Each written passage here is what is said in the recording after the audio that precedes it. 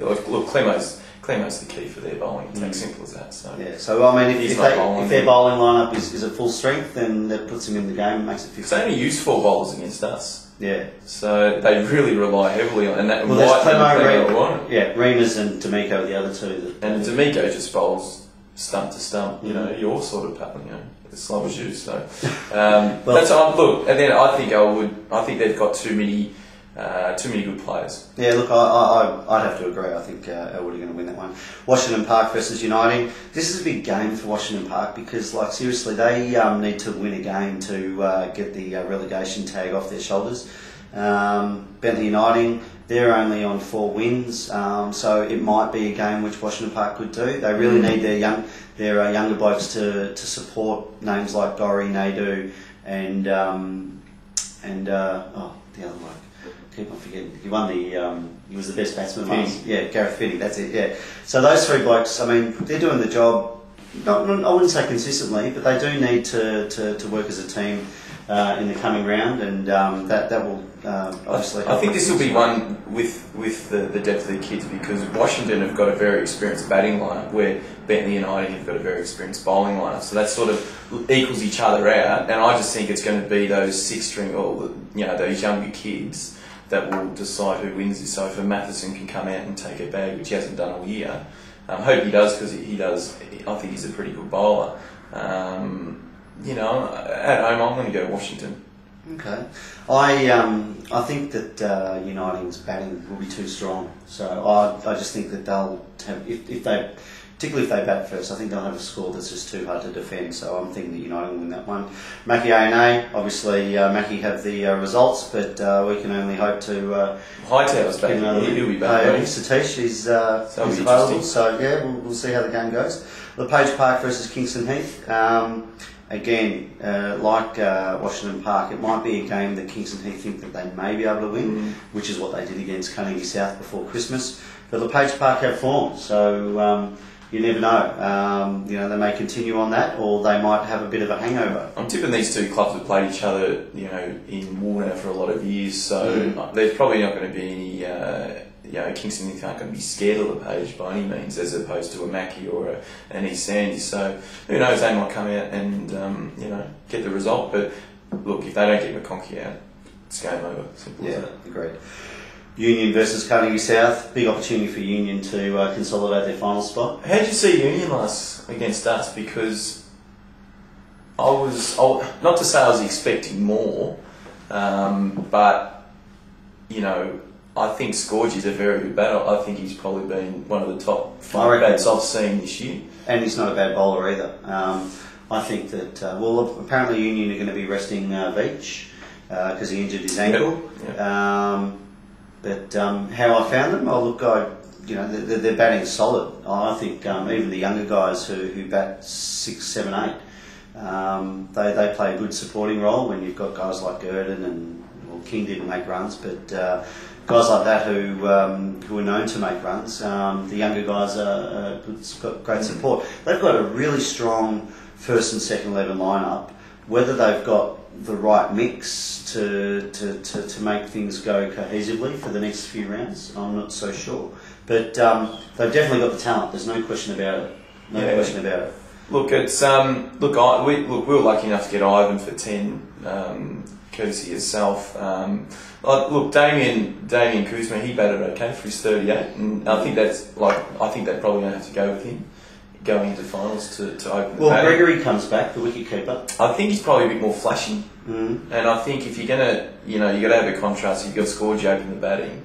I think he's a good foil, Kuzma, just to knock the ball, give him the singles, and then change the strike and get Scorgy up there. They had the opening partnership of about 70, 80 runs, so Darian did do his job.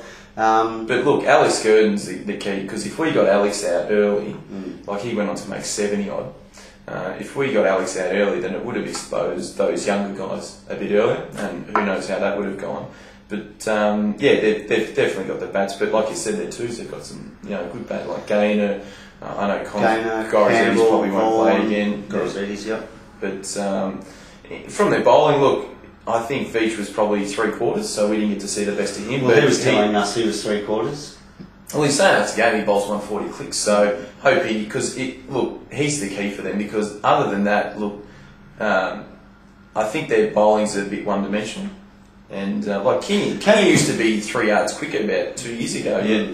He was just coming in off 2 steps. He got 5 and he bowled okay, but we obviously just, hit balls in the air and got caught. But because we were lucky enough to get after Bell early and hit him out of the attack after 3 or 4 overs, so that really exposed those other medium paces. But I think Veach is the key. If Veach is fit and firing, I think that could be the deciding factor for Brighton if they're going to play in a final or not. And Big Ivan as captain, he just gives himself the new pill into the wind to wobble it around, and also puts himself back on just before tea. So all these external factors to put a bit of pressure on the batsman. It's good to see him bowling, because I don't think I've seen him bowl for 2 years, and he's on a diet, and the rest of it he's dropping a lot of weight. So good luck to him, and yeah, he does. I think he got Brad Lovell out against us, so Brad's batted really well for us, so he did the job. But and the other thing too, from staying around and having a beer on Saturday with the boys, there's a fair bit going on behind the scenes at Brighton too. So there seems to be these perceived to be power struggles. So I think the fallout from Patheos is still lingering in the back rooms of the club. But good on Brighton to be pushing the kids rather than resorting back to the Gorazidis and these other. Yeah, well, Kobe players. Comes back. He's back next game, so that'll add some depth in their bowling.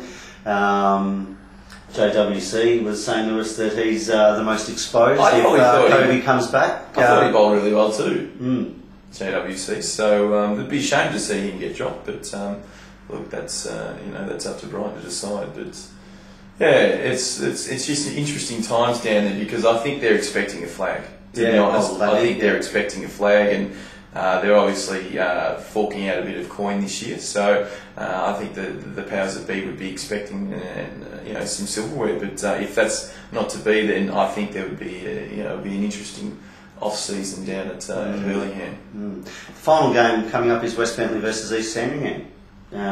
Last year's grand final. So wow, that's going to be a good result. I still think that West Bentley haven't done enough at this stage to compete against East Sandringham. But it'll be a great game. I still think if West Bentley can get their best 11 on the field on the same time, that they will push for the final, push an East Sandringham. But East Sandringham, their top 5 or 6 keep making runs. So if they're lucky enough to break through Duddy, Martin, Devereaux, throw Dallas in there. So if they're lucky to get through 1 or 2 of them quite early and expose the bottom 5 or 6, then it's game on. Yeah, and if West Bentley have been complacent throughout the season, as their scorelines suggest, even though they're winning games, I think playing against East Sandringham just before finals will be a great, wake-up call for them to know what they need to do. And I do think that West Bentley could very well be the team that challenges East Sandringham in the grand final weekend. Yeah, well, if West Bentley lose and Elwood win, Elwood then sneak in.